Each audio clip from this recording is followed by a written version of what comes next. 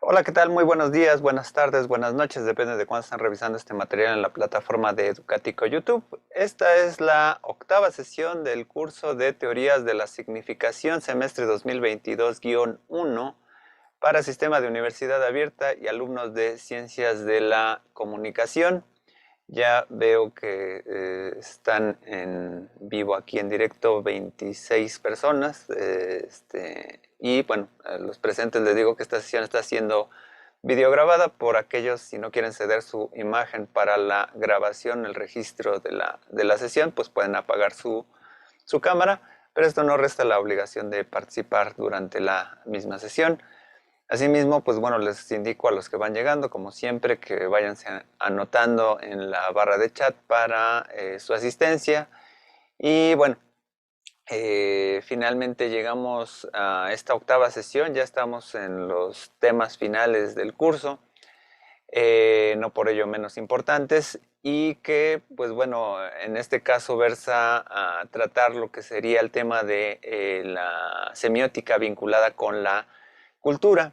En este sentido, pues uno de los grandes temas que tenemos el día de hoy es que, pues de alguna manera, si bien hemos revisado o comentado algunos tópicos sobre lo que sería la semiótica estructuralista en los últimos temas, ¿no? Y ya de algún modo, pues en las partes iniciales algo de la parte pragmática, pues hoy, bueno, vamos a revisar lo que es un tema quizá a lo mejor aplicado, ¿no? Que tiene que ver con la parte de la cultura y que en su mayoría, pues bueno, quienes tienen un poquito el dominio de esta perspectiva, a veces es la escuela rusa de semiótica, pero también ahí converge también la parte del análisis que hace Humberto Eco, que es un análisis relativamente pragmático. Entonces, pues bueno, vamos a ver estos tres grandes temas el día de hoy. Un poco vamos a comenzar con Humberto Eco, platicando un poquito de él. También luego vamos a saltar, ¿no? a la parte oriental, a la parte rusa. Y al final, pues bueno, algunas derivaciones o aplicaciones sobre el estudio del arte, o cultural en la parte semiótica, y a veces convergen ahí entre algunos estructuralistas, pragmáticos, de todo, ¿no? Un poco para irle dando un cierre, una perspectiva general, ¿no? De lo que se ha hecho dentro de lo que es la parte semiótica en términos de estudios, sobre todo ya no solamente teóricos, sino aplicados. Y bueno, voy a compartir pantalla, a ver un momentito a que se cargue, ¿no? La misma. Y entonces, pues bueno, vamos a estar trabajando lo que sería este tema de que sería semiótica, cultura y comunicación. A ver un momentito, estoy esperando a que entre la señal.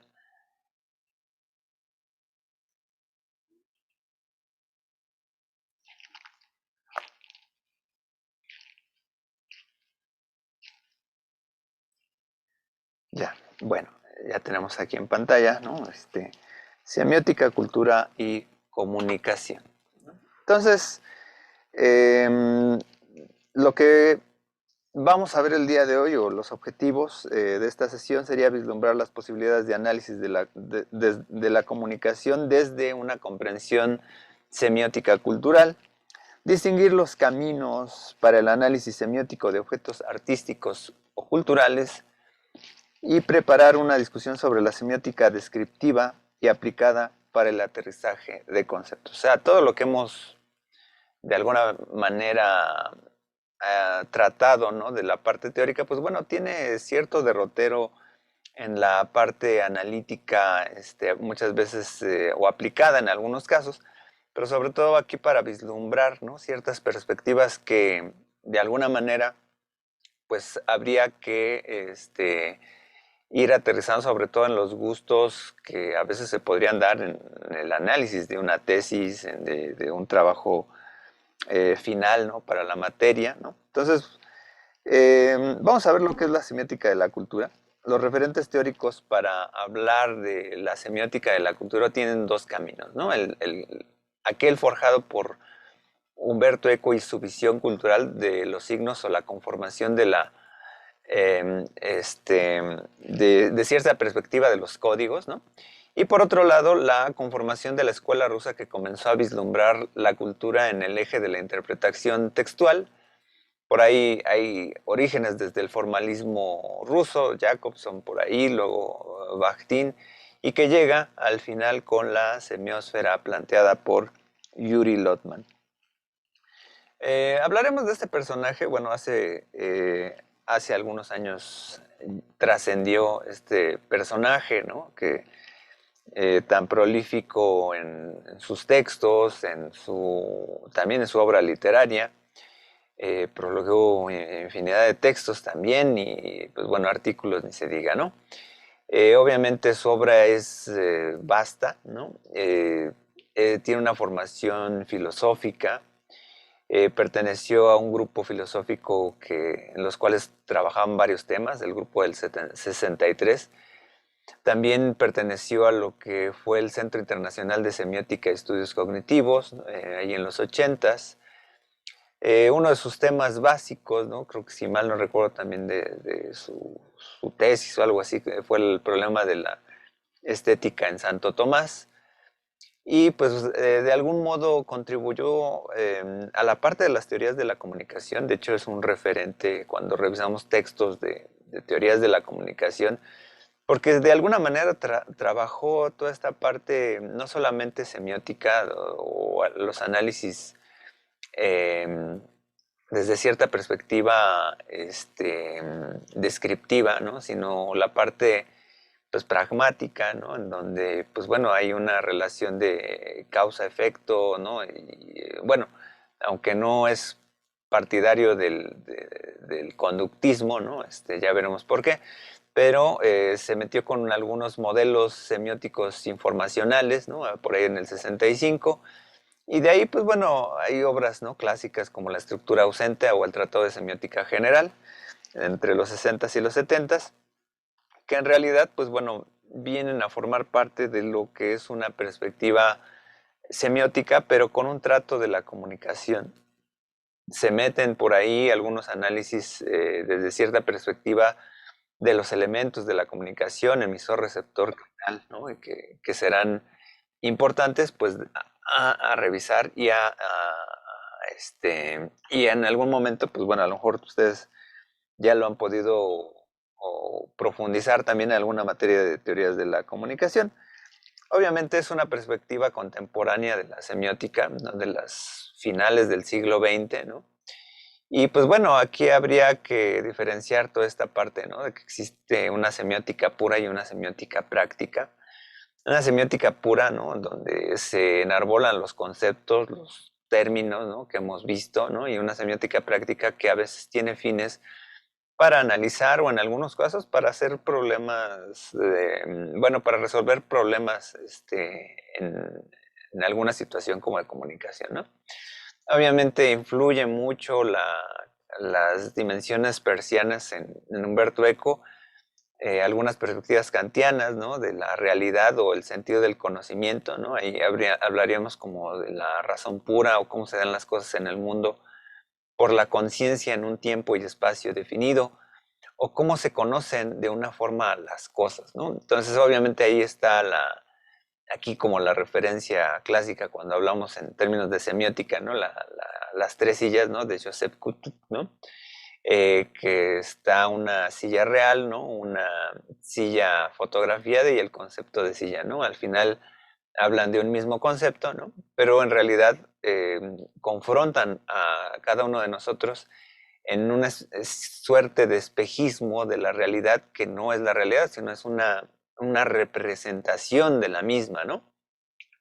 Entonces, en ese sentido, pues bueno, hacemos razones prácticas dadas de la realidad entre el conocimiento eh, a priori, ¿no? A posteriori, sintético o analítico, ¿no? A priori en términos de la experiencia, en términos de la suposición o la hipótesis o la abducción, posteriori a partir de la experiencia, ¿no? Sintético.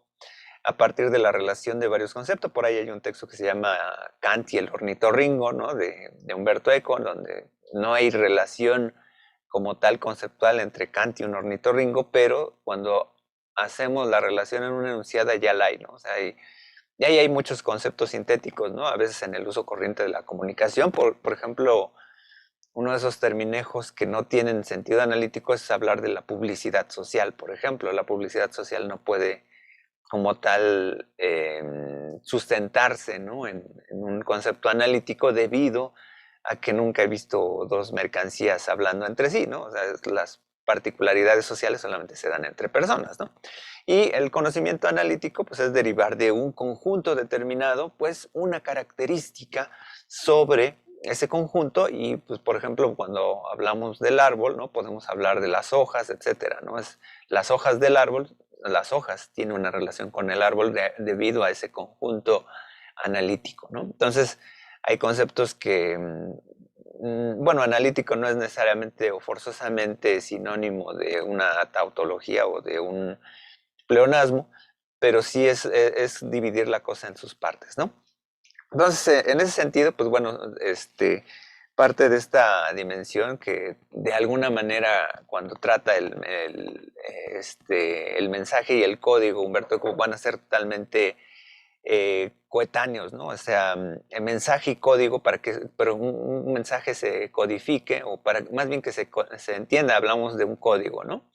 Así como se da el significante y el significado, hay una dualidad entre mensajes y código, ¿no? O sea, la parte del mensaje sería como la parte externa, ¿no? Y la parte del código es una parte interna que lleva el mensaje, ¿no? Así como sistemas y procesos comunicativos. Desde una visión pragmática y semántica de la producción de signos, hablaríamos en este caso, ¿no? de ciertas tipologías, ¿no? Como el icono y la arbitrariedad de ese icono, ¿no? O sea, podemos tener un dibujo X, ¿no? O cualesquiera, ¿no? Abstraído, ¿no? En una primeridad, si nos atendemos a esta visión persiana, y que de alguna manera, pues bueno, también a veces iconos se pueden confundir con elementos simbólicos, ¿no?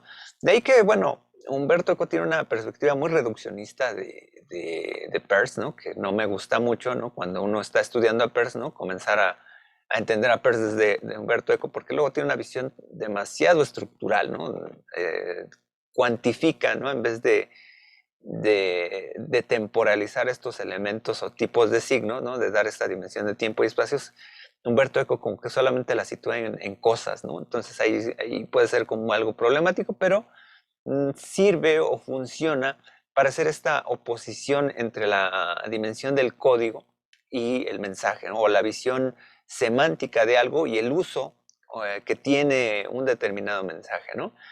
Decodificar y significar son dos elementos que van a estar presentes en su teoría, ¿no? La significación implica códigos para poder saber lo que se percibe como signo. Entonces, cuando nosotros decodificamos, estamos entrando en ese proceso de significación, ¿no? Obviamente, cuando vemos cualquier meme de internet, debemos tener un precedente por ahí. Ya esto a lo mejor también lo vamos a comentar también la siguiente sesión, cuando ya entremos a la parte de la hermenéutica y la interpretación de los hechos, ¿no? Que por ahí ya colgué ahí unos videos, ¿no? Ahí en la plataforma, espero que los vean para la siguiente sesión, pero de alguna manera ya invita toda esta particularidad de la vida contemporánea a esta codificación de mensajes, ¿no? O sea, si no tienes el contexto referido de un meme, obviamente no lo vas a entender, ¿no? Y en ese sentido, pues bueno, la cultura está implícita para codificar, ¿no? O sea, la cultura, si hablamos de cultura es porque estamos viviendo como en una especie de mar, ¿no? De elementos con los cuales tenemos relación, ¿no? O sea, estamos inmersos, estamos en estas aguas profundas de los significados, en ámbitos de la cultura. En esa dimensión, ¿no? Podemos bien situar que los signos tienen una perspectiva de uso, o sea, están constantemente usándose, o sea, las cosas que cuando se habla de una cultura viva es porque los elementos de esa cultura están funcionando, ¿no? Entonces, aquí, bueno, es bien esta palabra que a veces se redunda mucho más en algunas perspectivas, ¿no? De de análisis formalista, ¿no? Hablar de la función, ¿no? Que hay una... Ya lo comentábamos con la parte de James-Lev, ¿no? Pero al final los signos están conectados unos con otros, ¿no? En su dimensión de uso. Los signos también funcionan en una especie de sistema, estamos todos relacionados, ¿no? En esta metáfora que les decía, pues como en el mismo mar, estamos adentro, ¿no? Y tenemos esta relación, ¿no? Que los signos, ¿no? Se están utilizando, ¿no? Y pues bueno, aquí señala Humberto Eco que pues bueno, la semiótica en realidad lo que trata de comprender o dilucidar es cómo funcionan estos códigos y los signos, ¿no? Aquí pues bueno, obviamente Eco separa mucho lo que es la semiótica de la significación y una semiótica de la comunicación. Sabemos que muchas veces hay elementos que nos comunican en términos de la intención teleológica de un otro, ¿no? Que nos mandan un mensaje. Y por otro lado, tenemos esta condición de que podemos significar cosas en nuestro mundo de objetos, ¿no? Los objetos nos pueden significar cosas y los objetos no es que tengan vida propia, ¿no? Sino que determinan una significación caracterizada por aquello que nosotros estamos codificando, que es lo que significa, cuando vemos un árbol, pues hacemos la codificación que tiene la forma, y la estructura de un árbol para determinar que nuestro conocimiento es este objeto tal, ¿no? También establece que cada objeto de estudio en la semiótica tiene límites de investigación, o sea, hay veces que ciertos objetos, ¿no? En la semiótica, pues a veces se deben delimitar claramente, ¿no? O sea, si yo estoy estudiando, por ejemplo, la gastronomía, pues es un tema amplio, entonces tengo que delimitar. Bueno, ya es bien sabido que esta parte de Humberto Eco también es conocida, esta parte de la metodología de la investigación, ¿no? De este texto de cómo hacer una tesis, ¿no?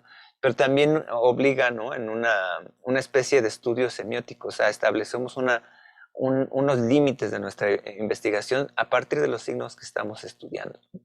En la semiótica, desde la cultura, estudiamos la mentira, es una frase recurrente, ¿no? Que por ahí señala Humberto Eco, en términos de que eh, el ser humano tiene la capacidad de mentir a diferencia de otros animales. O sea, nosotros podemos generar significados o generar elementos estructurados, ¿no? Que no necesariamente digan una condición de verdad o que sea verificable, pues, ¿no? O sea, yo puedo decir, me siento contento y por dentro me siento triste, ¿no? Por ejemplo, ¿no?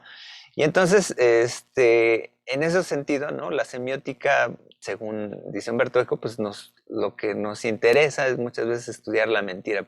Pero la mentira no solamente en términos de que podemos fingir las cosas, que podemos representar las cosas, sino que también si se plantea una falsedad o una verdad, al final son criterios de veracidad, o sea, de verdad en tal caso, no es la realidad misma. O sea, es una especie de representación, sea falso o verdadero, al final son condiciones representativas de la realidad.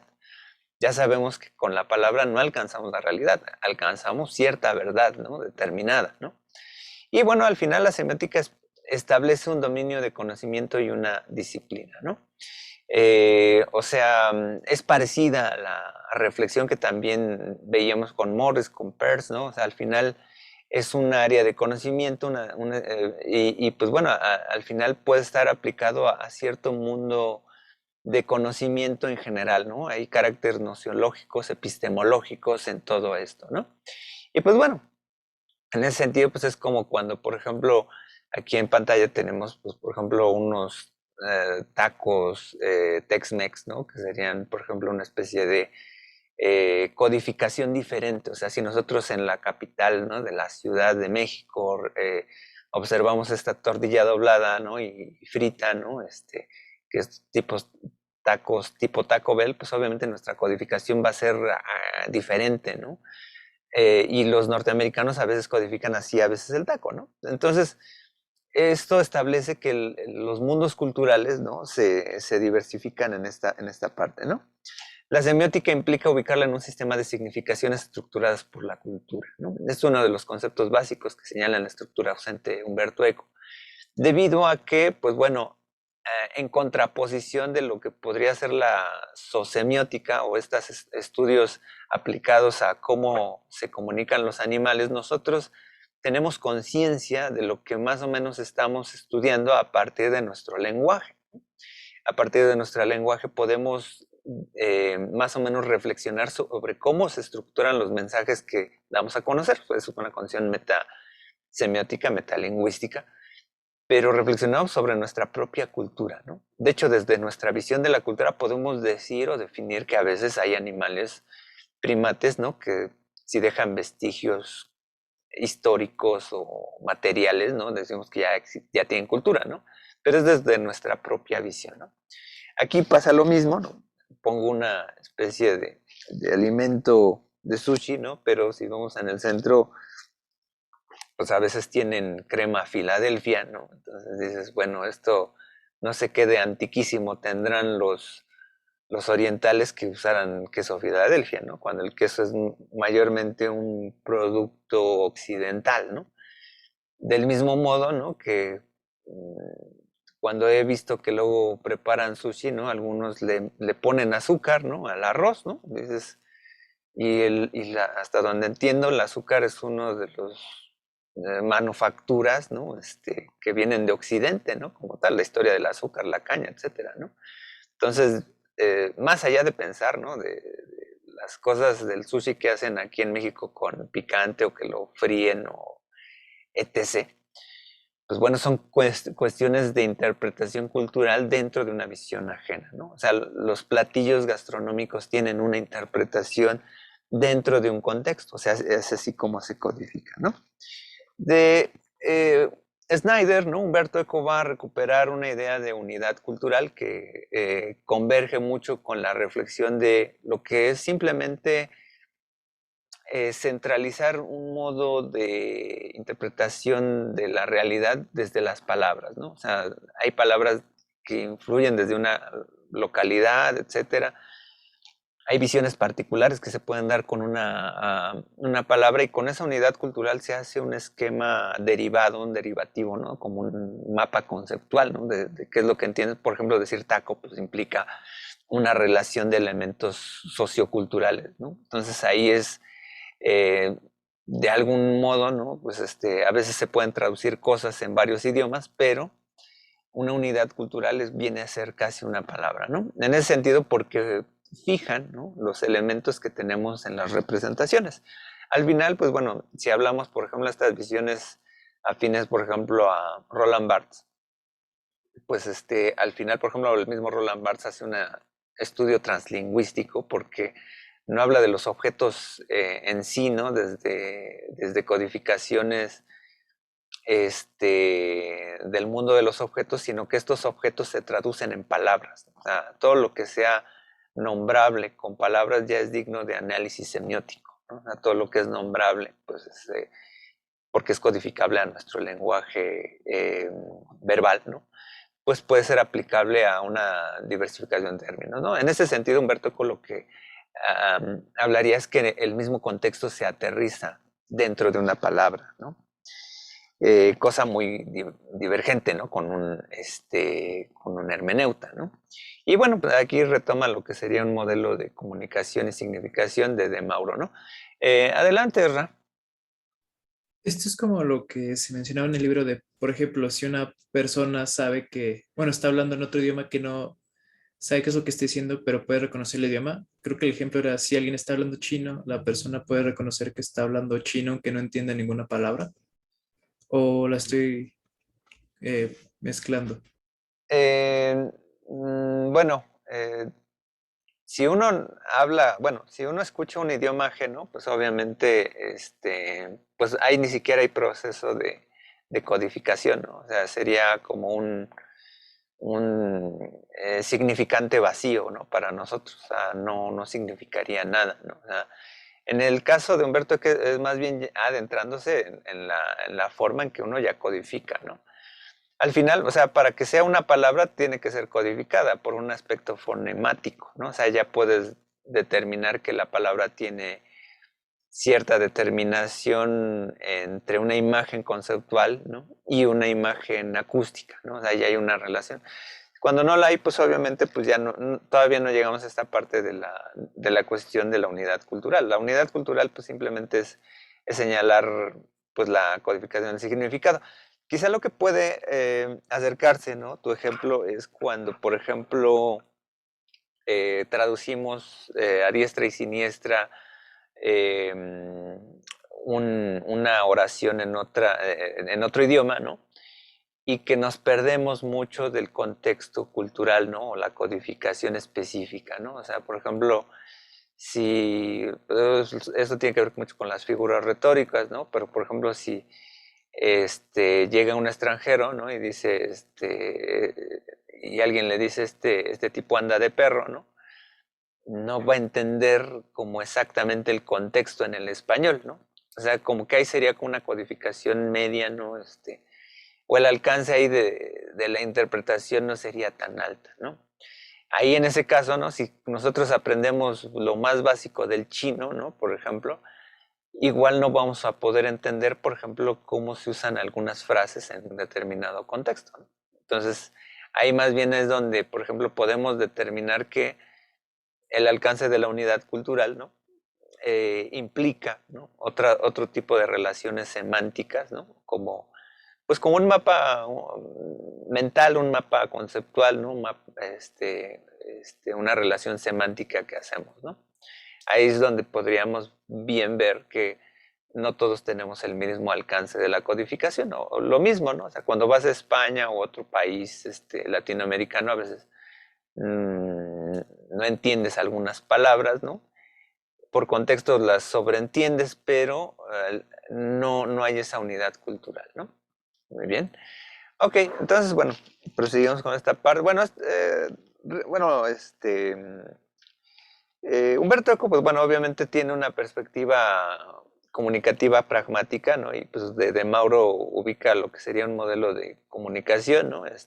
Muy recurrente en lo que a veces estudiamos en la parte de comunicación, emisor, receptor, etcétera, ¿no? Y aquí, pues bueno, lo interesante más bien de este modelo que tenemos, pues más bien es ubicar que en la parte de abajo subraya lo que es el código, ¿no? O sea, entre una fuente, ¿no? Una emisión de un mensaje, ¿no? Y el destinatario, lo que nos une finalmente es la codificación, ¿no? La codificación del mensaje, ¿no? Si no hay codificación, por más que lleguen los elementos materiales del mensaje, etcétera, pues lo mismo, ¿no?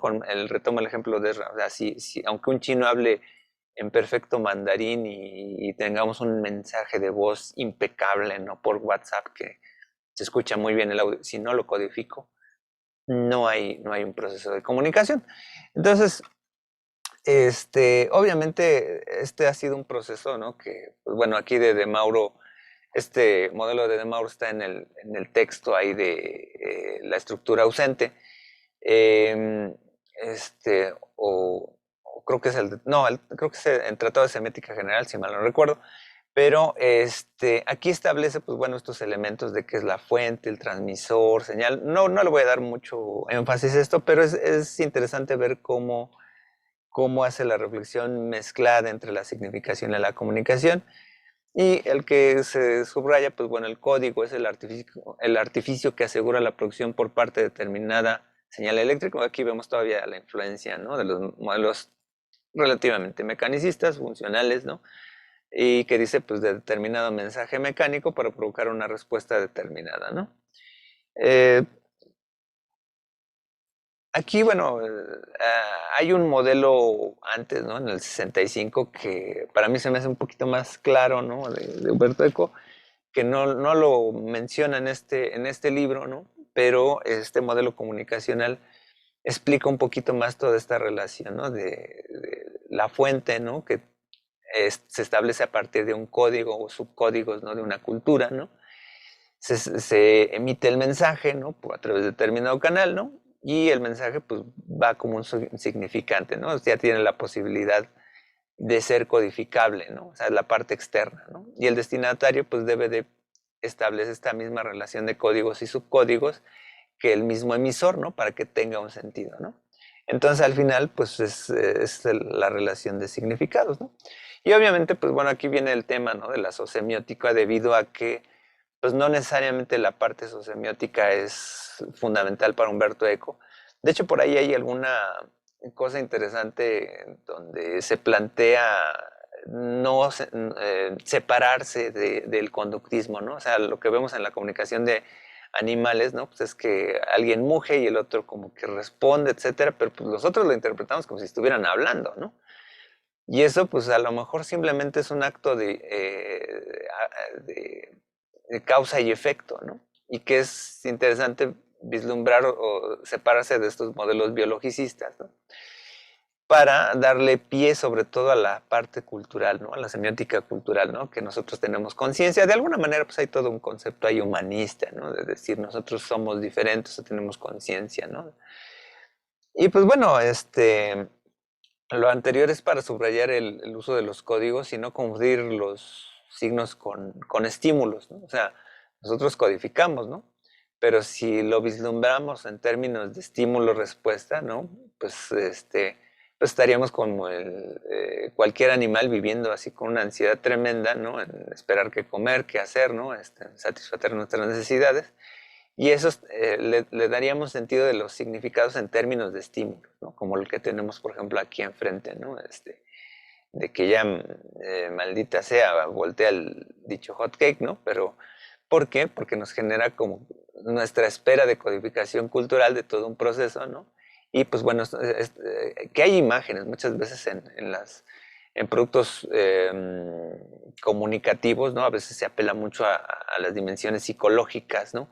Para apelar a emociones, no necesariamente, bueno, más que psicológicas, más como mecanicistas biológicas, ¿no?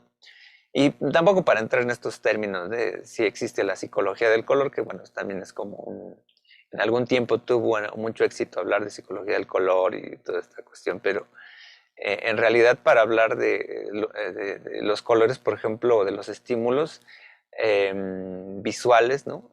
Hablamos más de una antropología del color, por ejemplo, ¿no? Hay codificaciones culturales que determinan el valor y uso de cierto elemento, ¿no? Y entonces ahí es importante, ¿no? Al final ubicar el signo en dónde se encuentra, ¿no? O sea, un mismo signo, pues obviamente depende de una relación con otros signos, ¿no? O sea, es una misma caja de galletas, ¿no? Para una exposición, para una conferencia, para un funeral, ¿no? Para presentación del libro, al final la función de esa galleta o de ese paquete de galletas tiene una especificidad, ¿no? Dentro de un protocolo, ¿no? Aunque sea el mismo objeto, ¿no? Pero se ubica en dimensiones culturales, ¿no? Y bueno, aquí, bueno, relativamente aquí, bueno, dejamos aquí, por un lado, a descansar a Humberto Eco, ¿no? Y saltamos, pues bueno, a otra visión, ¿no? Afín, ¿no? Dentro de la parte de la visión cultural, ¿no? Contemporánea. Aquí, bueno, para hacer un poquito más rápida la exposición, pues bueno, quité toda esta parte de Mikhail Bakhtin, ¿no? Pero pueden revisar en el canal de YouTube, por ahí debo tener alguna exposición ya más específica de lo que fue la propuesta de Mikhail Bakhtin, ¿no? Y Voloshinov, ¿no? Toda esta primera etapa del siglo XX ruso, ¿no? De los estudios formalistas, ¿no? Bakhtin es todo un personaje por ahí que pues, también no le fue muy bien, terminó en un gulag, ¿no? Por precisamente por apelar en muchos casos de su perspectiva a elementos occidentales de la psicología, pero, y que hablaban ya de perspectivas que luego son recurrentes muchas veces en la visión posmodernista, bueno, si es que existe el posmodernismo, pero de esta visión contemporánea de la otredad, ¿no? Y ya, pues bueno, es un antecedente, ¿no? Pero, en la segunda mitad del siglo XX, ¿no? Se establecen, ¿no? Los elementos para que la discusión sobre el lenguaje, sobre todo, bueno, la tradición formalista, pues se analizaba mucho sobre la tradición textual, ¿no? De los idiomas, ¿no? Y el análisis del texto, ¿no? Que pues por eso es importante esa relación con Bakhtin, ¿no? Que habla de los géneros primarios y secundarios, ¿no? En los elementos textuales, ¿no? De la forma en que hablamos, pues se codificaron para volverlos parte de la literatura, ¿no? Esa tradición formalista, pues bueno, va a estar muy de llena, sobre todo en la visión rusa. Jacobson obviamente pues, es un autor referido, pero bueno, en la segunda mitad del siglo XX, pues bueno, se establece este primer simposio en Moscú, donde se habla, pues bueno, de modelos, ¿no? Sobre teoría de la información, ¿no? La idea de sistema, ¿no? En términos de la comunicación, ¿no? La cultura como red de comunicación, ¿no? El papel de la lingüística y la lógica en la comunicación, la semiótica en la cultura, ¿no? Y el reconocimiento del pasado intelectual ruso, que es vasto en su parte literaria y por eso pues se vislumbra mucho toda esta parte, ¿no? De algún modo nosotros también hemos comentado esta parte cuando hablamos de Vladimir Prop, ¿no? Vladimir Prop pues, obviamente es un teórico ruso que pues viene de esta tradición formalista, ¿no? Y pues bueno, hay un reconocimiento de la literatura y del análisis literario, ¿no?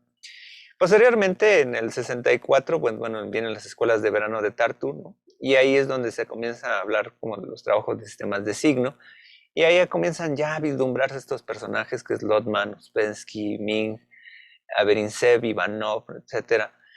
Eh, y obviamente Tartu va a ser la sede, ¿no? Actual, ¿no? De hecho, para todos aquellos que quieran luego especializarse en semiótica, si mal no recuerdo, bueno, todavía existen posibilidades de estudiar como una maestría o un doctorado ahí.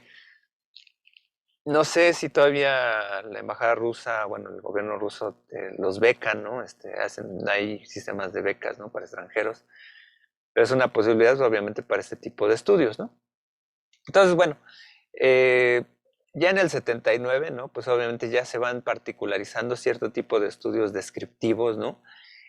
Salinsak pues hace análisis lingüísticos, Toporov habla de las mitologías, Ivanov de la mitología, Meletinsky, ¿no? Que habla un poco del folclore ruso, ¿no? De hecho, el texto que está en la plataforma de Vladimir Prop que les compartí, pues obviamente tiene un estudio preliminar de Meletinsky, ¿no? O sea, la mitad de ese texto de Vladimir Prop tiene la otra mitad del libro físico, bueno, y bueno, el escaneado que está ahí en la plataforma, pues de alguna manera es todo un análisis de Meletinsky, incluso habla hasta de Levi-Strauss, ¿no? Entonces es una perspectiva interesante sobre todo este análisis mitológico, folclórico, ¿no?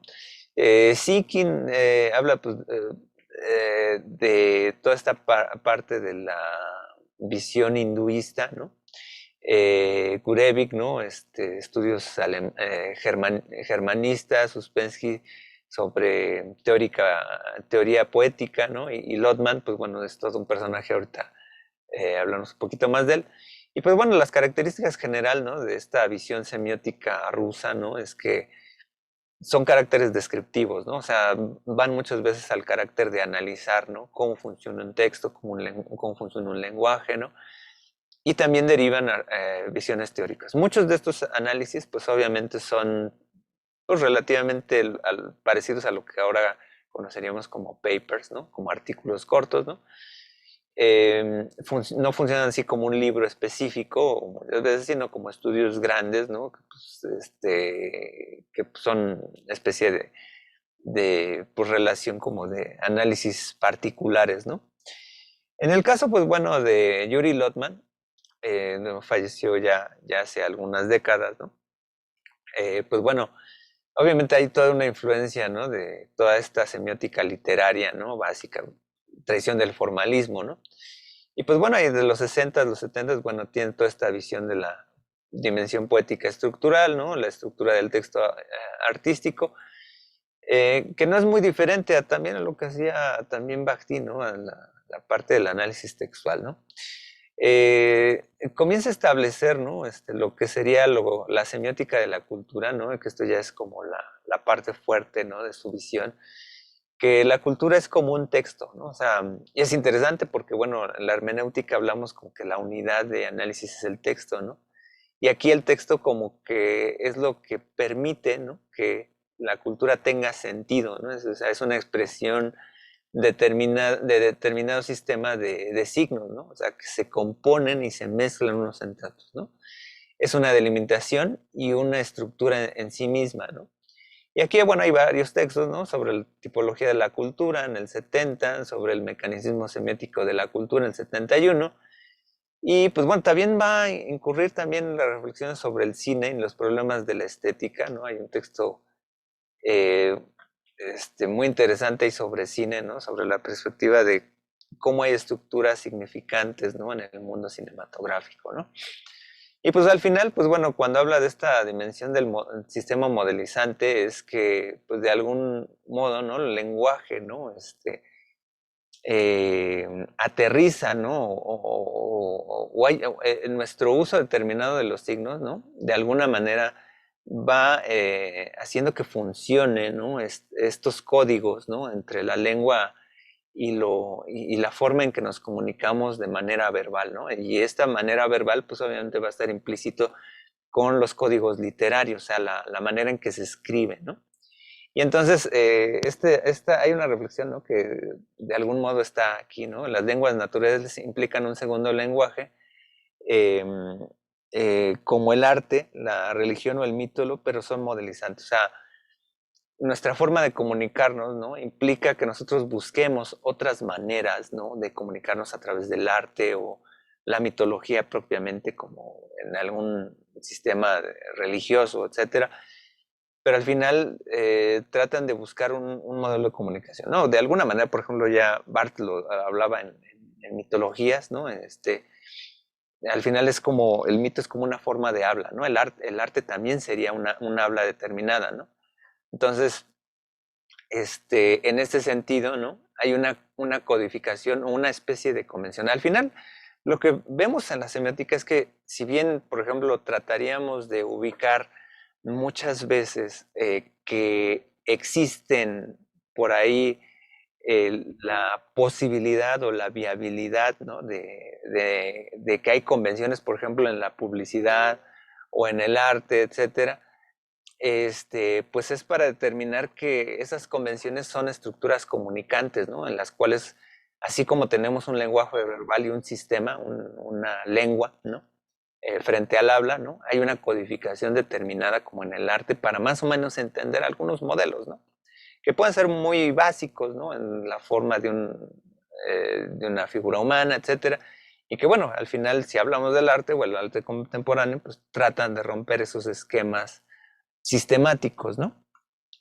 Pero hasta, por ejemplo, en la parte del arte contemporáneo, pues ya hay como toda una especie de canon, ¿no? Más o menos, ¿no? Entre más abstracto se hace, es como, eh, obviamente, no quiero caer en las reducciones críticas que luego hace Evelina Lesper, ¿no? Sobre el arte contemporáneo, pero sí, por ejemplo, hay muchas veces que el arte contemporáneo, pues, obedece más como a cuestiones de experiencia, ¿no? Como de qué te significa para ti eso, ¿no? En el momento, el happening, ¿no? Etcétera. Pero hasta eso ya es como una tendencia generalizada, ¿no? Y bueno, aquí vamos a hablar un poco del continuum semiótico, que realmente, pues, hay una relación de comunicación aquí, ¿no? Que es una especie de relación que tenemos con los objetos, ¿no? En su uso y sus funciones, ¿no?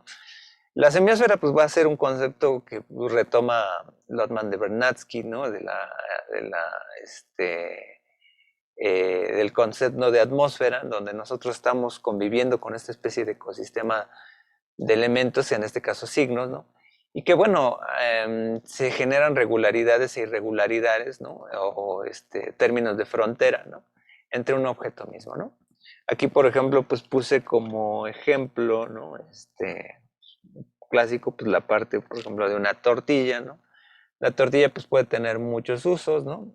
Puedo hacer unos tacos al pastor por acá, pero si yo voy en el continuum semiótico, en términos de frontera, ¿no? Pues vamos a darnos cuenta que la relación de los tacos al pastor tienen una concomitancia con el kebab y los tacos árabes, ¿no? Que en realidad son tacos de harina y obedecen a cierta construcción de tortilla diferente, ¿no? Una tortilla de trigo integral, ¿no? Pero de algún modo, o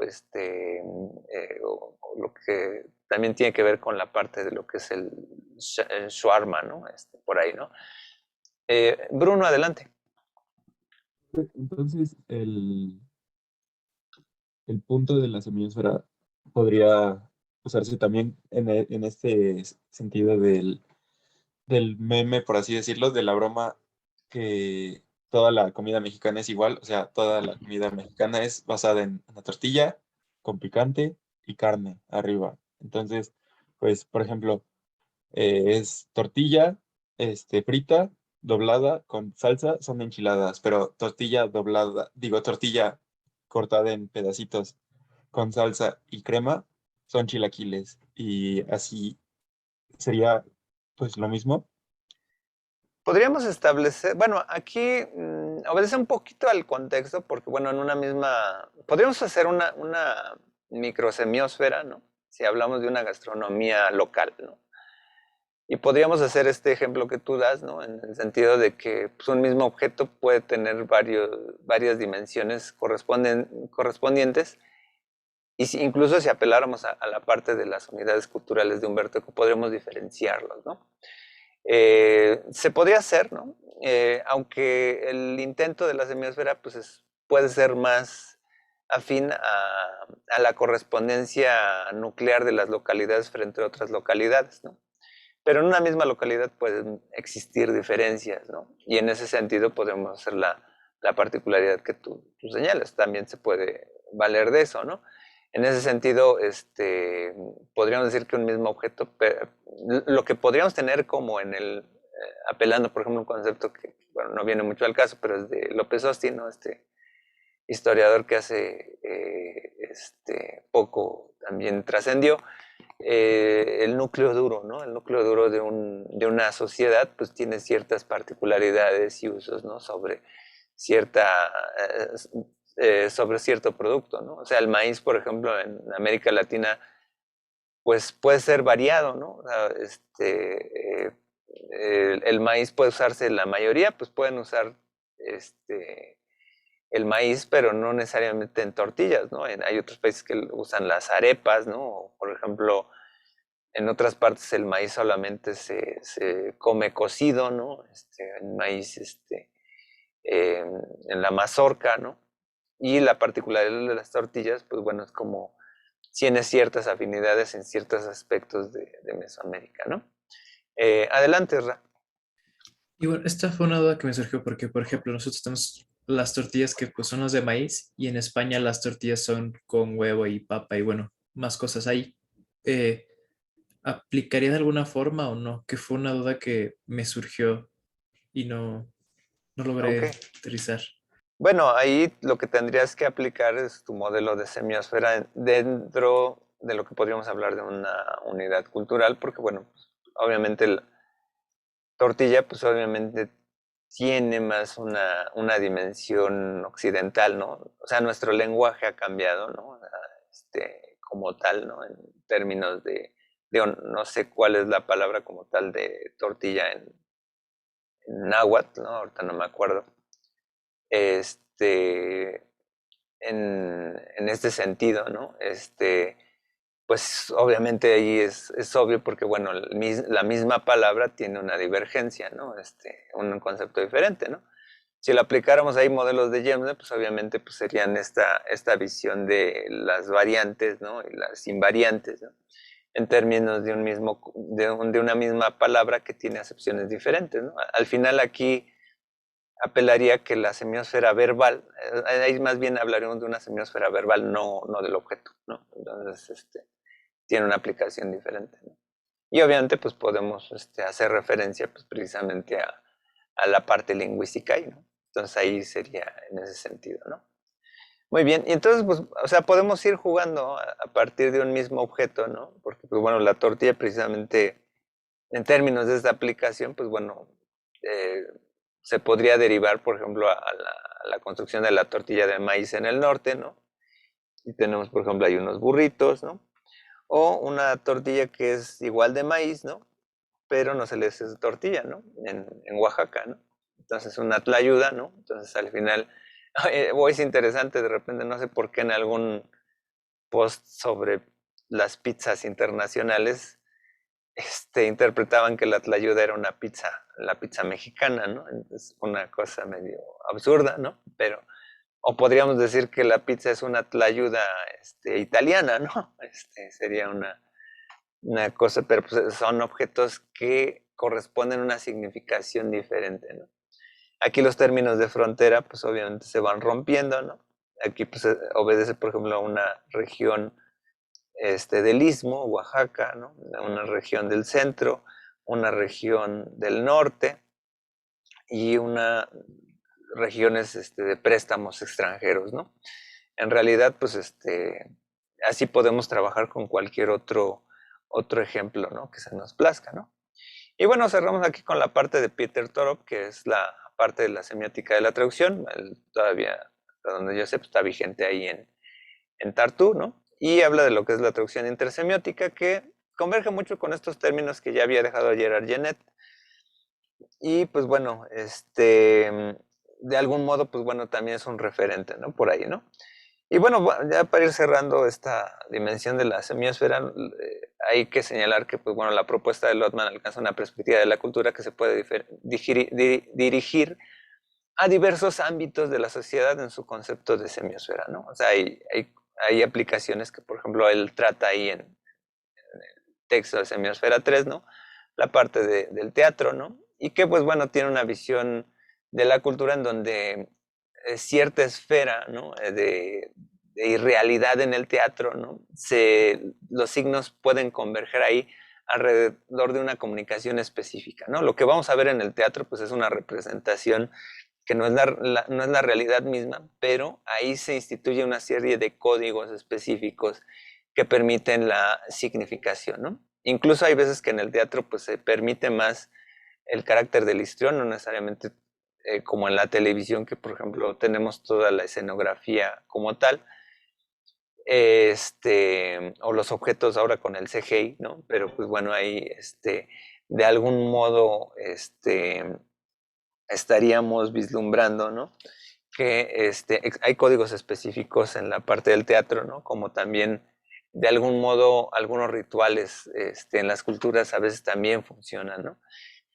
Y pues bueno, en estas metáforas de afuera o dentro del teatro, ¿no? Pues a veces también son esas mismas reflexiones que en algún momento también el interaccionismo simbólico llegó a tratar, ¿no? Como por ejemplo con Erwin Goffman sobre pues, la conducta humana. Al final hay una relación de juego y significación, ¿no? Con la actividad que hacemos, ¿no? O sea, tenemos cierto tipo de convenciones en comunicarnos y nosotros adoptamos ciertos papeles, ¿no? En este sentido, ¿no? El juego es un modelo que permite nuestra conciencia creadora sobre lo cotidiano, ¿no? El teatro es una especie de modelo de esa situación. O sea, lo que vemos en el teatro son como modelos, ¿no? Como una especie de laboratorio, ¿no?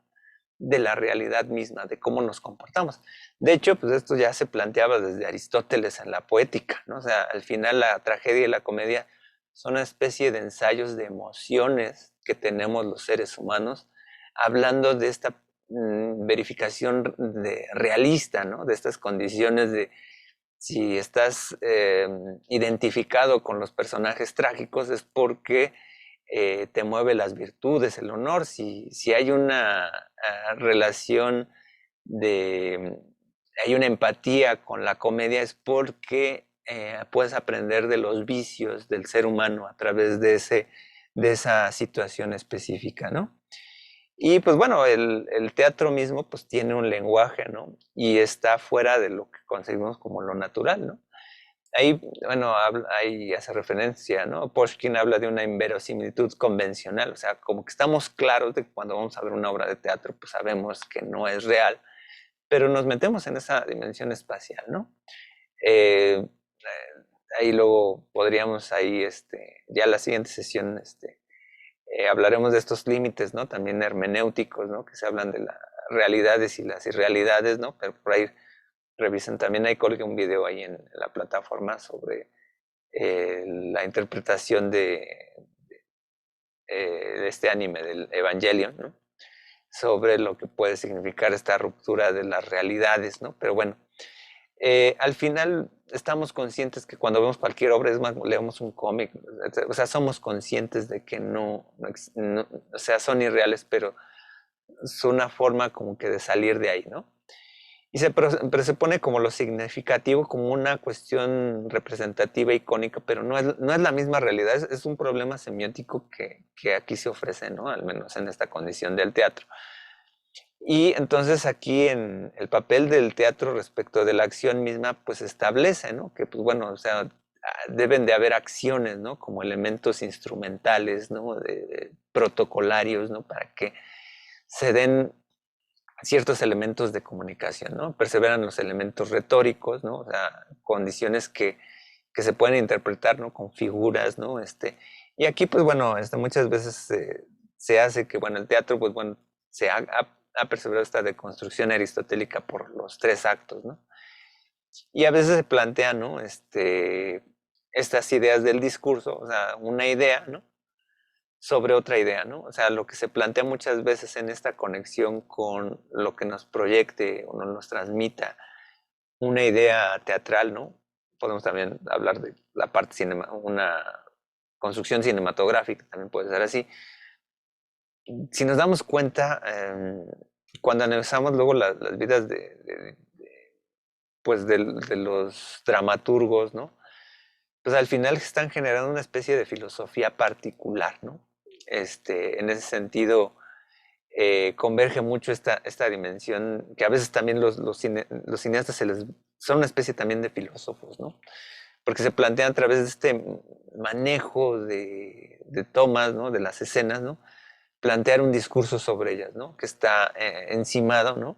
Y que es a veces el que capta muchas veces nosotros inmediatamente nuestras emociones, ¿no? Y aquí, pues bueno, son términos más o menos, ¿no? Código, arbitrariedad, espectador, ensemble, y que, pues bueno, habla de esta relación sistema, escena, espectador, ¿no? O sea, cuando nosotros observamos un montaje, etcétera, pues bueno, hay un proceso de comunicación, ¿no? A través de una totalidad, ¿no? Del montaje, ¿no? El teatro desde la teatralidad o desde la relación entre texto y realidad, o sea, que es una relación similar a la dimensión entre poesía y prosa, ¿no? O sea, se establecen elementos, ¿no? Que convergen como en la parte descriptiva o en la parte temporal, ¿no? Explicativa, o sea, como el mismo hecho, ¿no? De que hay esta disyunción entre poesía y prosa, ¿no? Hay veces que se puede disfrutar el teatro desde la propia teatralidad o entre la relación de lo que nos dice el texto sobre la realidad, o sea, ese objeto como un texto, ¿no? Aquí, pues bueno, cabe mencionar que Lotman tiene una postura bien interesante sobre los medios de comunicación y fíjense, no se meten los temas arduos que ahora se hablan, por ejemplo, de que si los videojuegos, ¿no? Generan violencia, etcétera, ¿no? Pero bueno, estamos hablando de la visión teatral, ¿no? Porque, pues bueno, muchas veces podemos ver una obra de teatro, ¿no? Un acto violento, ¿no? Las muertes ahí de Hamlet, ¿no? Etcétera. Y podemos dimensionar que no necesariamente esto va a influir realmente sobre la acción del espectador, ¿no? O sea, aquí es una antítesis precisamente de lo que podría decir eh, autor del Homo Videns, ¿no? Eh, autor que, bueno, se me acaba de ir el nombre, ¿no? Escritor del Homo Videns, bueno, tiene varios escritos, ¿no? Que bueno, tiene esta tesis, ¿no? De que hay una influencia, ¿no? De los medios, ¿no? Que pueden hacer violentos al espectador, etcétera. Pues aquí realmente no hay como tal una relación de causa-efecto, ¿no? O sea, como que las determinaciones que se plantean en un mensaje, ¿no? Se dan por sí ilusorias y que nosotros tendríamos que comprobar si la violencia existe por sí misma, ¿no? A diferencia de lo que es el montaje, ¿no? Y bueno, aquí se sitúa esta parte de lo que es el montaje escénico, que es como un habla, ¿no? En la actuación. Y pues bueno, otro de las líneas, ¿no? Que habla Lotman, ¿no? Pues la semiosfera 3 y lo pictórico, la semiótica visual y la imagen, ¿no? Como las reflexiones que a veces también ya estaban como de llenos también muchas reflexiones europeas, ¿no? Incluso con Barthes, ¿no? Con la parte de los tres mensajes, ¿no? Pues aquí también lo plantea de alguna manera Lotman, ¿no? Con la parte entre el texto y lo cónico, ¿no? O sea, una parte de la retórica visual. Y aquí, pues, por ejemplo, la Venus, ¿no? Del Diego de Velázquez, ¿no? Y para hacer, pues, obviamente, no poner las meninas, por ejemplo, también ya se plantean esos esquemas, ¿no? Sobre la ruptura de lo pictórico frente a la codificación misma de, de los elementos icónicos visuales, ¿no? En relación de que sabemos que no son reales, ¿no? Venus se ve en el espejo y sabe que ella no es la que está ahí, ¿no? De alguna manera, ¿no? Como nosotros sabemos que nosotros estamos viendo una obra pictórica que no es real, ¿no? Entonces, estamos en esta misma relación que hacíamos como con las tres sillas de Philip Cotut, hay una reflexión precisamente en lo que hacemos en la codificación textual y la codificación icónica, ¿no? Hay una parte de duplicación con los elementos que se ven representados en el marco de referencia que estamos observando, ¿no? Aquí, pues bueno, también hay otros ejemplos, ¿no? Está retrato de Van Eyck, ¿no? Que pues, plantea ahí el espejo, ¿no? Y las dos personas que están ahí, ¿no? Posando, ¿no? Y también se hace este efecto de reduplicación, ¿no? De hecho, en el espejo se ven ahí mostradas, ¿no? Una parte de estas personas, pero sabemos que el espejo no es real, ¿no?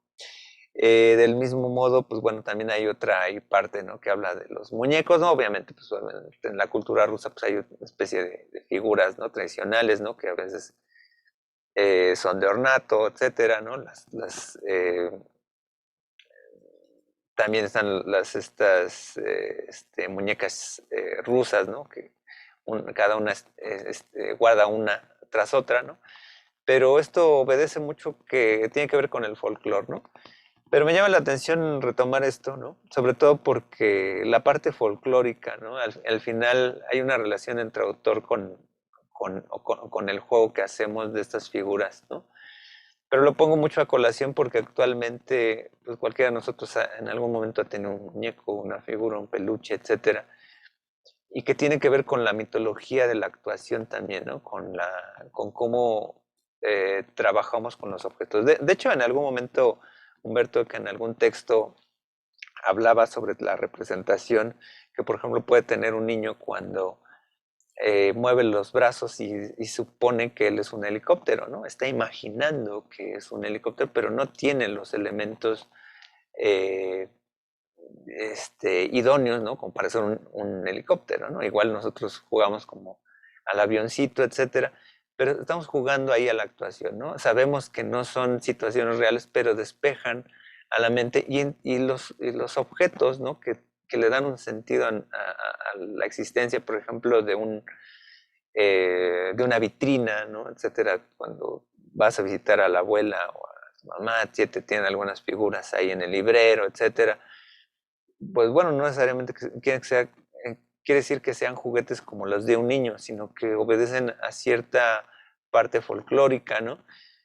Otra cosa, pues bueno, también las representaciones, pues obviamente que tienen que ver con la cultura religiosa, va a ser otra línea que también podemos hablar dentro de unas sesiones, ¿no? Pero bueno, no sé si alguien juegue con una figura de Cristo, pero por ahí hay figuras, ¿no? Que luego venden ya como juguetes, ¿no? Pero en ese sentido hay una visión entre el folclore, ¿no? Entre lo arcaico, ¿no? Entre la actuación, ¿no? O sea, eso representa algo, representa una acción, ¿no? Y queda muy de lleno en esta cultura geek, ¿no? Actualmente con la parte de la cultura de los muñecos, ¿no? La parte en donde ya incluso no se ven como juguetes, se ven como piezas precisamente de vitrina, ¿no? De no abrir los juguetes y tener tus piezas de Star Wars y tenerlas en blister, ¿no? O sea, es una cosa ahí interesante porque al final estás más bien jugando ahí al adulto, como la abuelita. La abuelita también tenía sus figuras, ¿no? De porcelana y tú tienes tus figuras de plástico, ¿no? Pero juegan con ese imaginario de la acción, ¿no? La acción simulada, ¿no? Y en esta parte, pues precisamente, pues también viene otro tipo de muñecos, ¿no? Que también tienen un poder, ¿no? Entre el folclore y lo arcaico, ¿no? Es como llevar tu especie de Pokémon que te da poder, ¿no? Y a lo mejor, no sé, el San Judas Tadeo, pues te da el poder de sacar un poco de dinero para la fiesta del santo, ¿no? Entonces, y hay toda una mitología alrededor de esto, ¿no? Y no solamente de esto, ¿no? Sino, obviamente hay otras figuras que han entrado en la cosmovisión mexicana, como la Santa Muerte, ¿no? Y otro tipo de personajes como la Malverde, ¿no? Etcétera, ¿no? Pero, bueno, San Judas, bueno, todavía dentro de la tradición cristiana católica, pues bueno, tiene un papel interesante, sobre todo porque, pues bueno, vienen aquí la parte de los muñecos, ¿no? Que hace, bueno, todavía algunos años, ¿no? Quiso entrar aquí como que en la competencia también San Charbel, ¿no? Con los manonitas, etcétera. Pero hace unos 30 años era San Martín de Porres, ¿no? Bueno, en los años 70, ¿no? Hace unos 50 años. O sea, como que hay modas, ¿no? De los santos, ¿no? Y bueno, sabemos que, bueno, en la representación mental, ¿no? Pues obviamente la historia vaticana, pues siempre ha inventado muchos santos, ¿no? Porque es la manera de mantener al pueblo creyente, ¿no? Pues alimentando ahí las alcancías de estas personas clericales, ¿no? Y sabemos que, pues bueno, tienen toda esta función maniquea, ¿no? De hecho, por ahí, en algún momento, ahorita no me acuerdo el nombre, ¿no? Creo que hay un santo de los primeros siglos del cristianismo que es Buda, ¿no? Por ahí, indaguen por ahí, no me acuerdo el nombre del santo, pero como tal, ¿no? Pero por esta noción de apropiarse, bueno, en ese sentido, pues sí, muy católico, universalista, de apropiarse de los elementos cosmogónicos, pues a veces se volvían santos, personajes ajenos, ¿no? Pero al final juegan con este folclore, ¿no? Del juego, ¿no? Al final esa parte de la mitología, ¿no?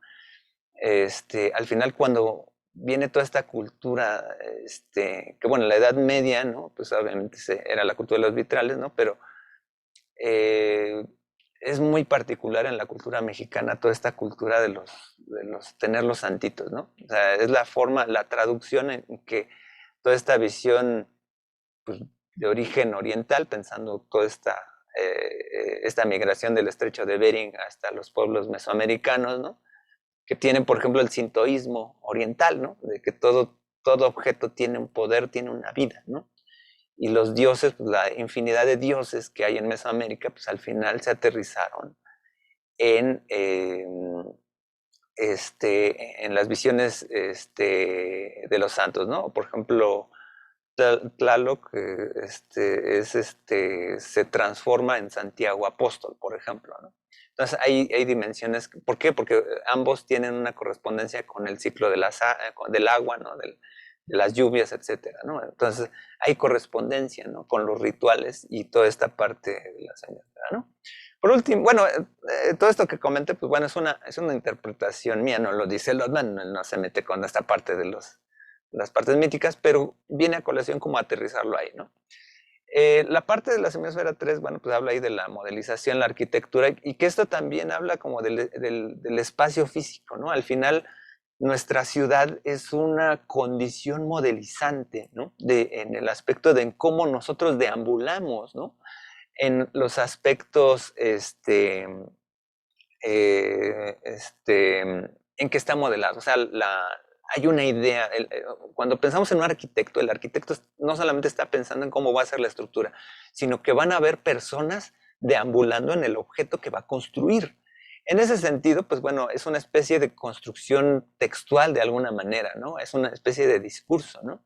Y se generan ahí tendencias históricas, ¿no? O sea, hay construcciones que se establecen como en símbolos de lo que sería una ciudad, ¿no? Incluso muchas veces cuando se piensa en las grandes ciudades, Nueva York, o la antigua Roma, ¿no? Había como un símbolo a través de toda la arquitectura. Y aquí, bueno, retomamos toda esta parte que, bueno, no comentamos mucho esta parte del ensemble, ¿no? Em, que, que es utilizar todos los recursos que tienes a tu alrededor para orientarlos hacia una expresión determinada, ¿no? Y pues bueno, obviamente van a haber diversos tipos de arquitectura a lo largo del tiempo, ¿no?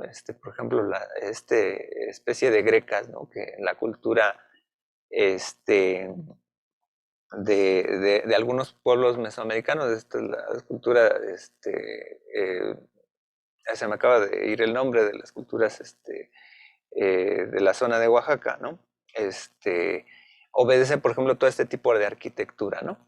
Incluso hay diferencias, ¿no? Entre en los contextos arquitectónicos mesoamericanos, ¿no? Entre la arquitectura maya, ¿no? O sea, podemos ver pirámides en muchos lugares, ¿no? Pero hay detalles diferentes, ¿no? En los terminados, ¿no? O sea, ahí es donde, por ejemplo, sacándonos de la cabeza todas estas teorías imaginarias de la conspiración que ha propagado mucho el History Channel, ¿no? Con los extraterrestres, etcétera.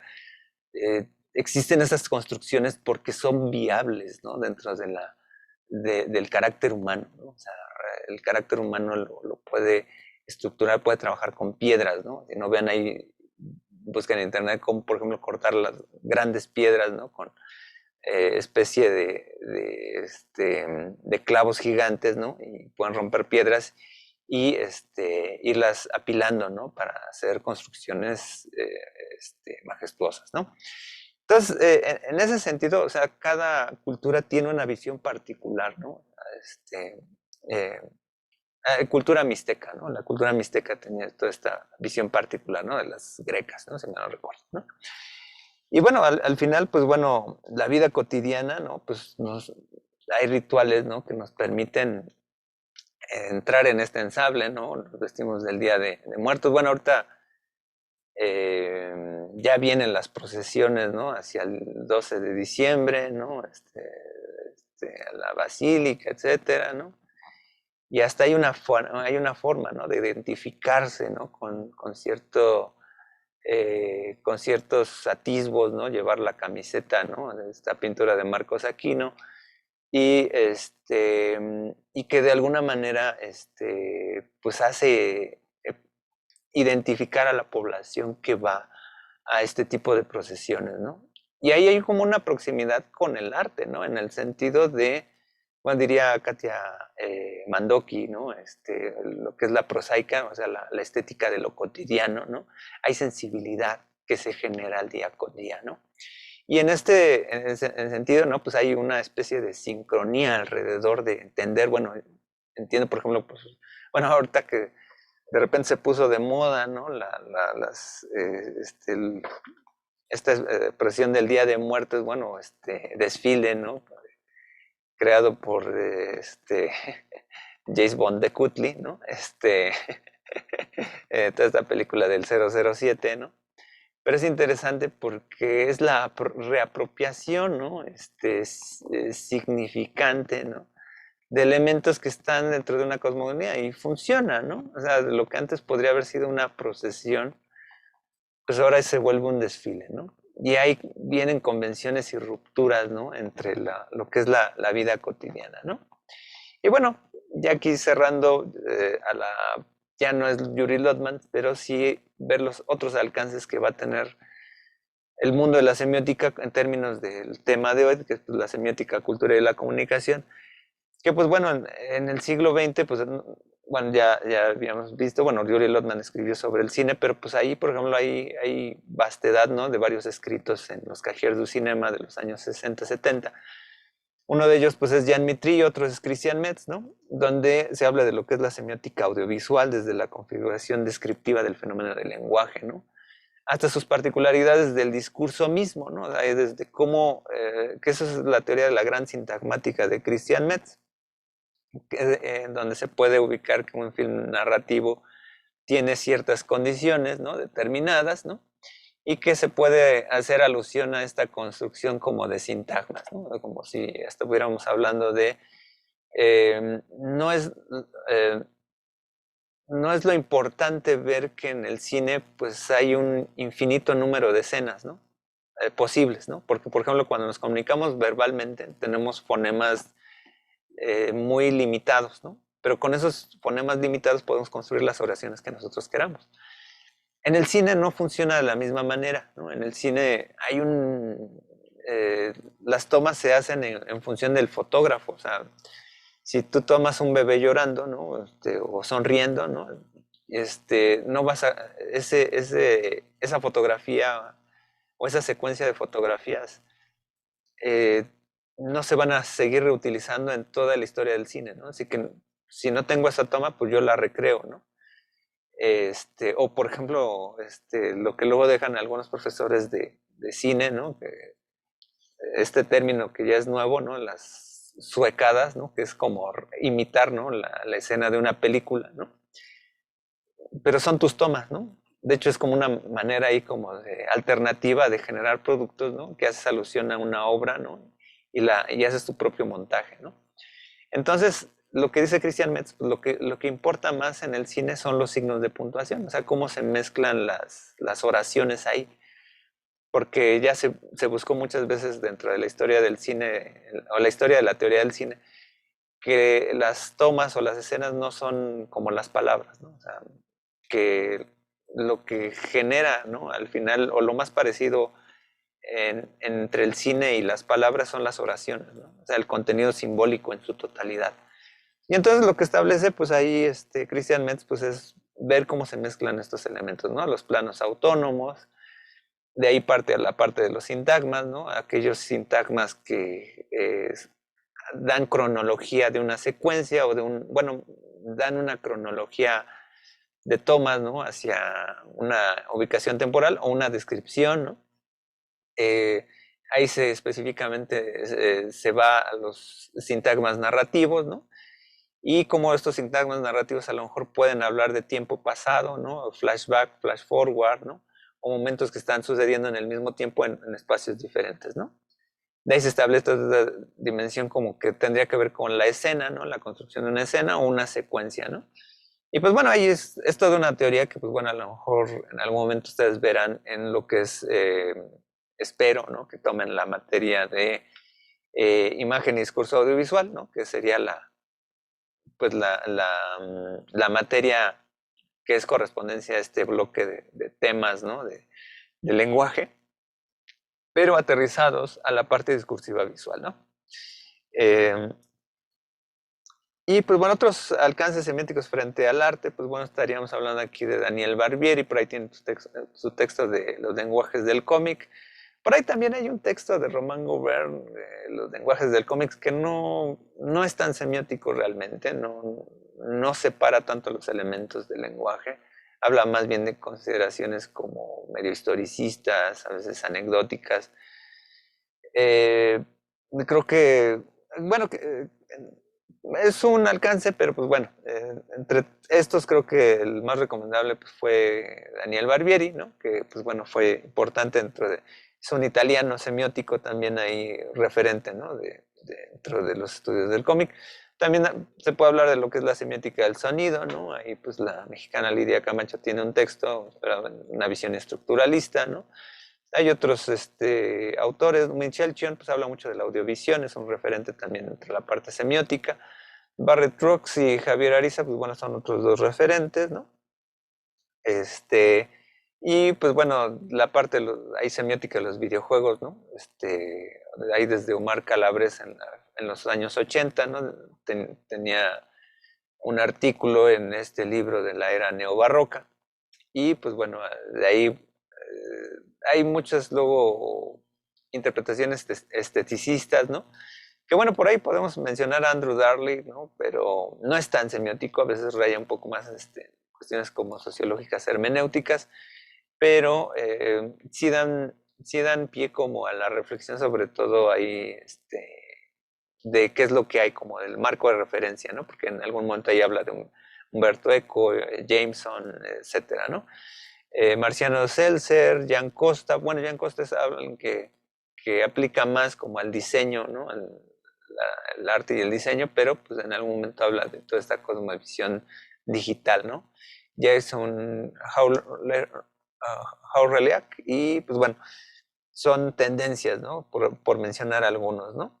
Bueno, las reflexiones, pues bueno, el planteamiento de Eco de ver a la cultura como fenómeno de comunicación y significación implican la necesidad de comprender el fenómeno de los códigos o las relaciones que establecen arbitrariamente la función de un signo determinado, ¿no? Al final, muchos de los mensajes icónicos visuales, ¿no?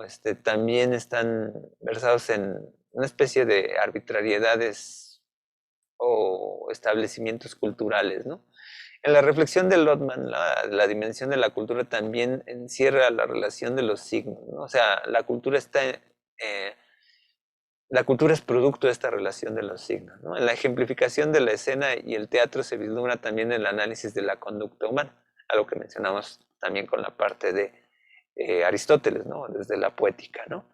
En la ejemplificación de la visual hay una reflexión de la representación y el sentido semiótico, ¿no? O sea, muchas veces cuando hablamos de semiótico, nos acercamos a la semiótica, por lo regular se da siempre esta especie de dar sobre entendido de que la mayor parte de signos son visuales, ¿no?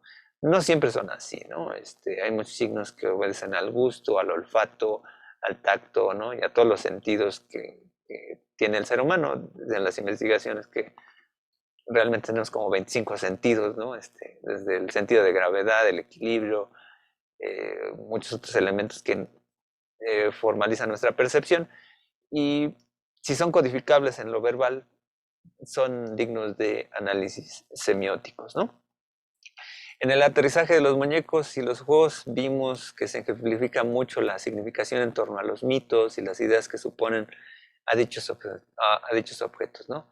Por lo tanto, implicarán una especie de actuación o relación con ellos, ¿no? En la arquitectura se aterriza un modelaje posible del actuar humano y de los símbolos. O sea, ahí nos dan el escenario, ¿no? La arquitectura es generar escenarios, ¿no?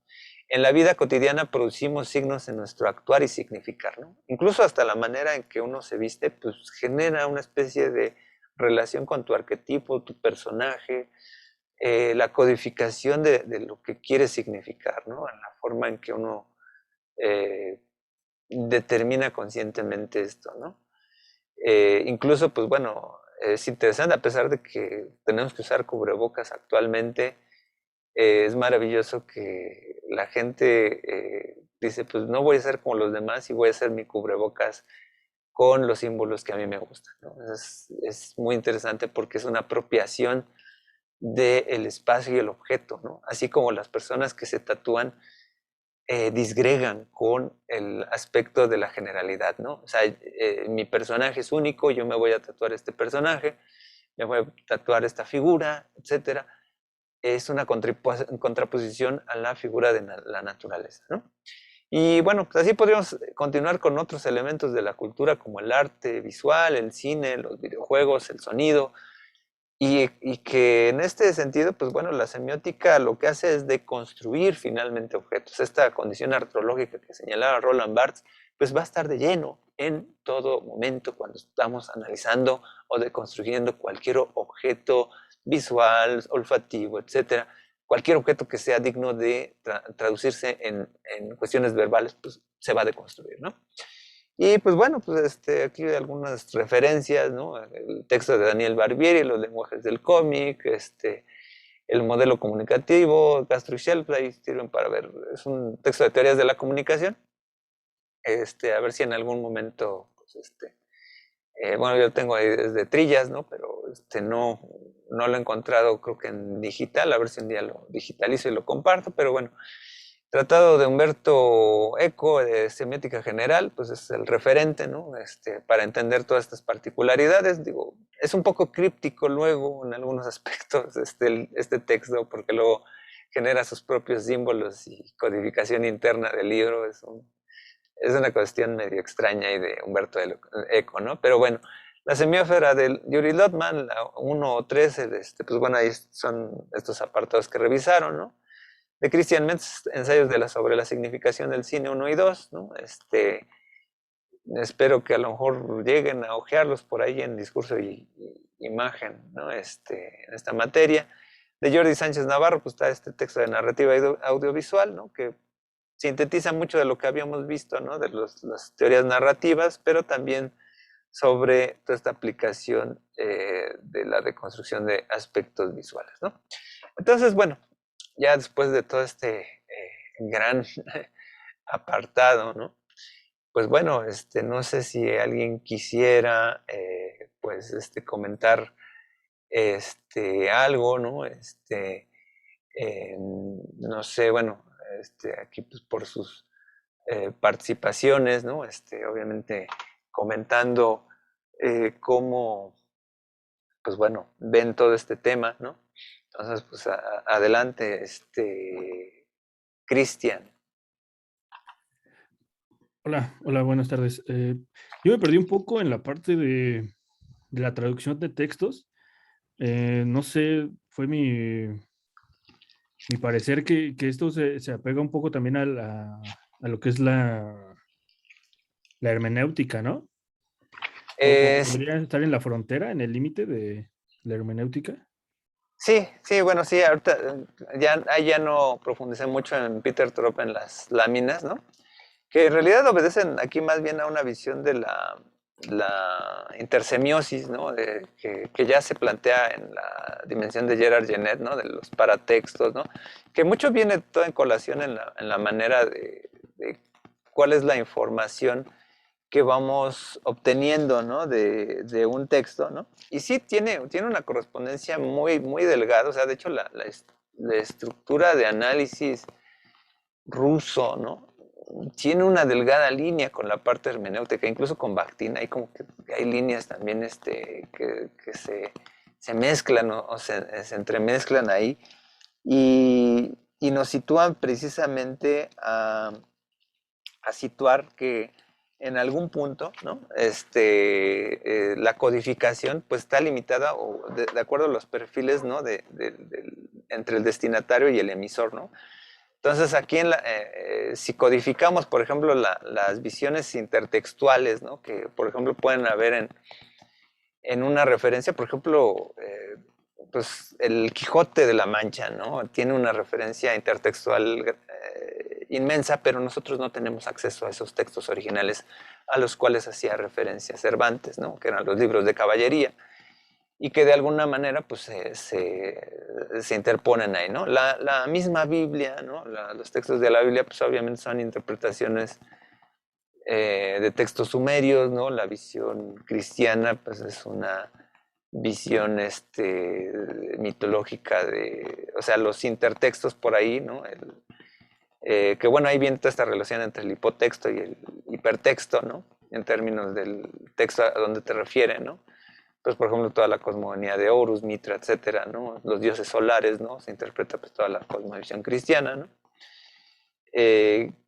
Incluso hasta por ahí, ¿no? Podríamos mencionar hasta la dimensión socrática, por ahí también interviene, ¿no? En un avatar, ¿no? Que por sus ideas pues se sacrifica, ¿no? Pero son narrativas donde podemos ver esta relación de intertextos, ¿no? Y efectivamente sí hay una delgada línea entre cotejar, ¿no? Precisamente diría Schleiermacher, ¿no? La parte utópica, ¿no? De saber más que el autor, ¿no? Y pues bueno, en ese sentido, ¿no? Pues hay, hay una búsqueda de tratar de saber qué es, bueno, por ejemplo, en las películas de Tarantino, pues hay muchos intertextos, ¿no? Que están por ahí inmersos, ¿no? Y escenas, ¿no?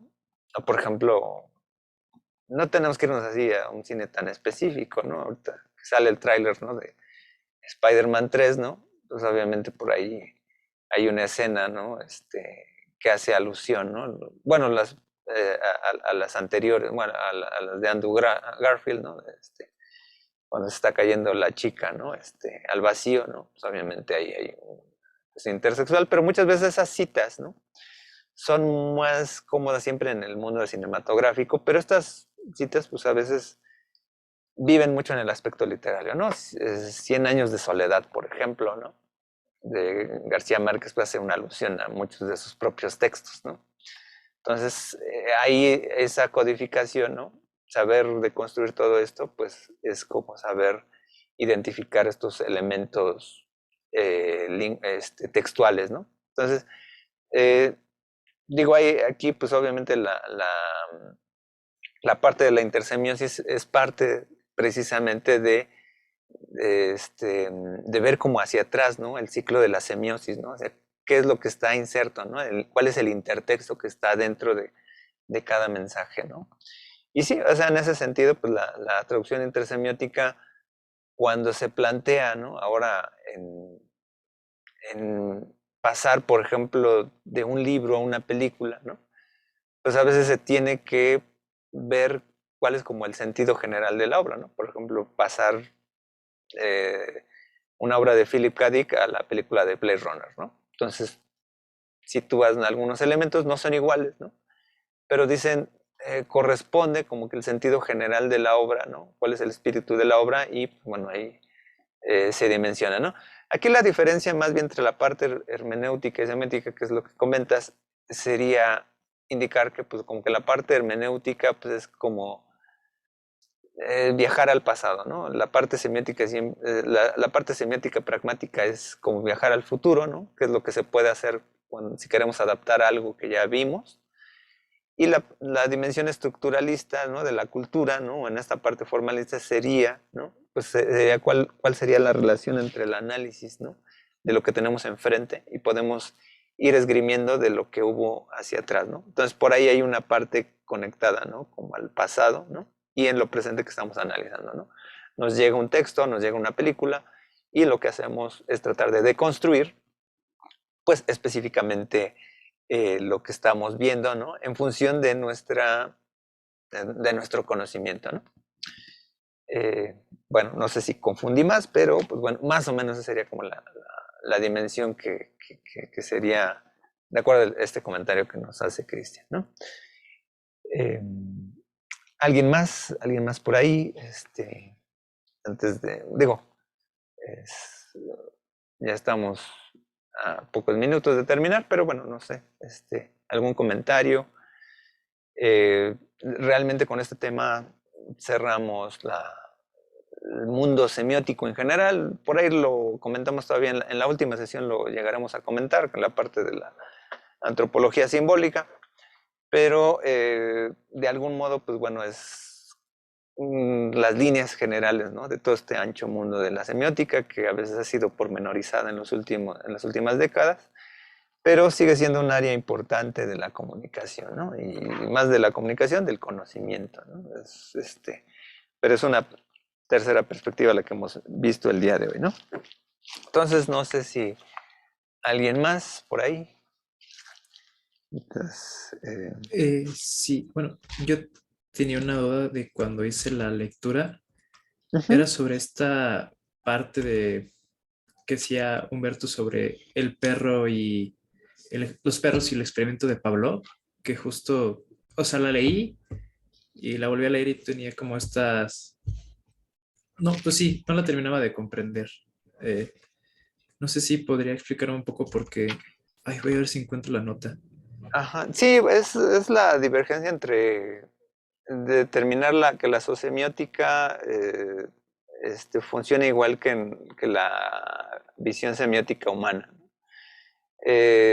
Precisamente lo que señala Humberto Eco es que nosotros como entidades conscientes, ¿no? No solamente respondemos a estímulos-respuestas en términos de la comunicación, sino que a veces podemos aceptar o no aceptar estos estímulos, ¿no? Pongámoslo muy claro, o sea, la publicidad es muy clara muchas veces en cierto tipo de anuncios, ¿no? Y utilizan muchas veces la sensualidad de una mujer o de un cuerpo humano, ¿no? Para anunciar algo. Y aunque nosotros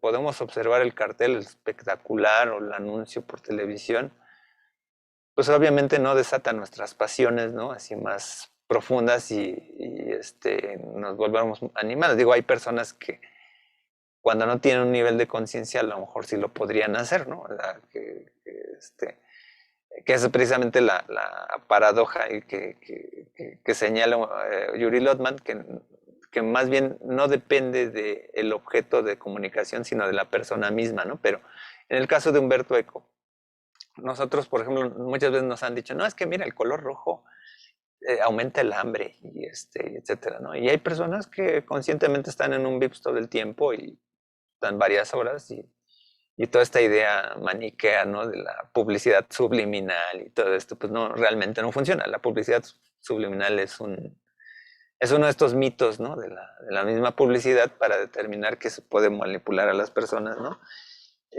Sino que más bien, es más, un mensaje nunca está oculto, ¿no? O sea, el mensaje es claro, o sea, si yo estoy anunciando Coca-Cola, ¿no?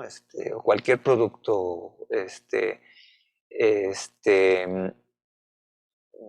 o sea, utilizar técnicas psicológicas para encubrir un mensaje, pues más bien creo que si uno codifica el mensaje, sabe que es obvio lo que están anunciando, ¿no? Toda esta idea de los mensajes subliminales ocultos, etcétera, pues son como aderezos que no ayudan a nada, ¿no?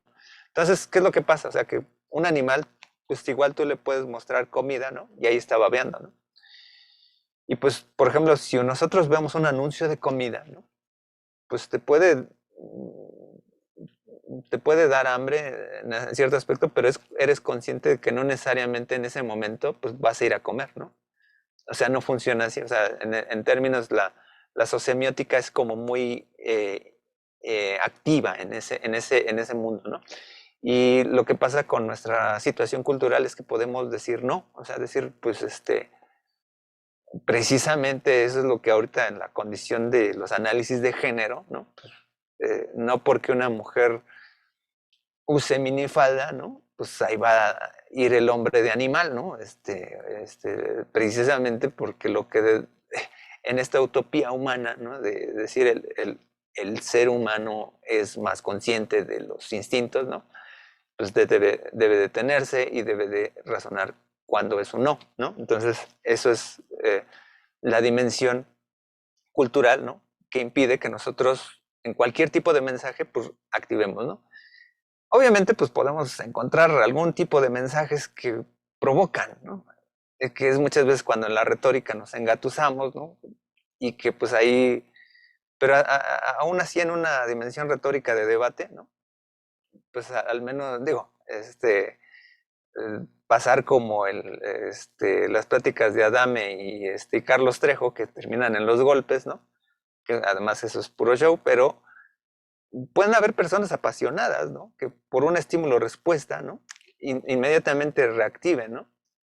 La diferencia es que Humberto Eco apela, ¿no? Como que a la significación de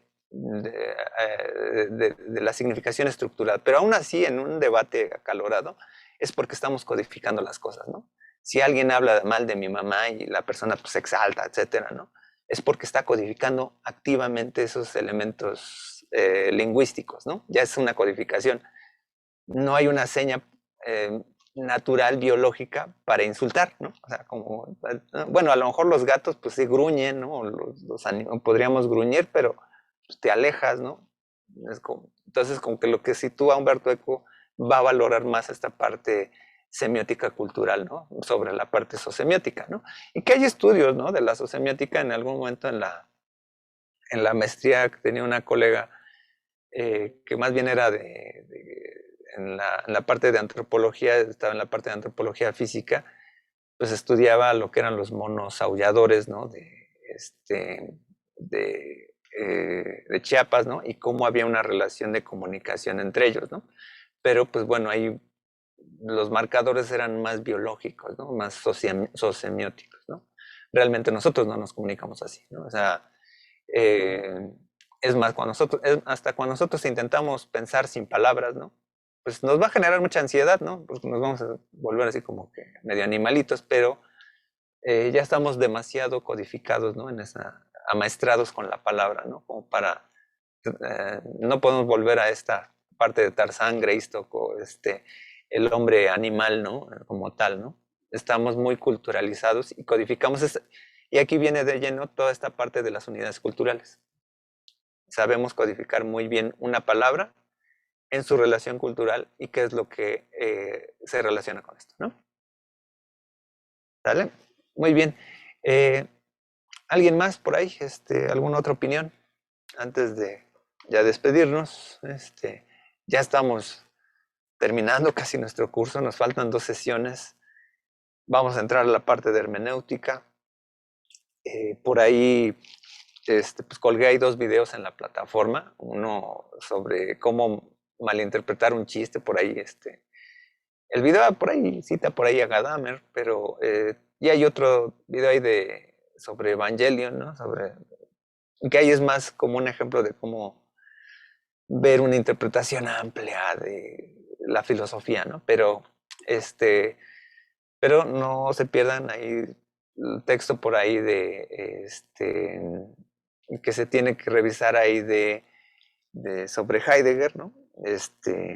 Que es, ahorita no me acuerdo cómo es, además sobre el giro, ay, ahí se me acaba de ir el nombre del texto, bueno, está ahí en la plataforma, pero revisen esos textos, vamos a dar de lleno ahí una explicación ahí breve, ¿no? Entre Husserl, Heidegger y Ricoeur, ¿no? Como estos grandes catedrales de la hermenéutica moderna, ¿no? Entonces, sin más, bueno, pues ya me despido. Gracias a ustedes por su asistencia. Digo, fue un tema a lo mejor complejo, a lo mejor no hubo tanta participación, pero pues bueno, estamos entonces en contacto, nos seguimos comunicando y pues bueno, nos vemos y hasta la próxima. Cuídense mucho ahorita que según seguimos en semáforo verde, pero pues bueno, hay que seguir con nuestras precauciones. Cuídense mucho, hasta luego y hasta la próxima. Adiós, Hasta bonito la fin. próxima, profesor. Adiós. Hasta Nos luego, vemos, compañeros. Buen día. Hasta luego.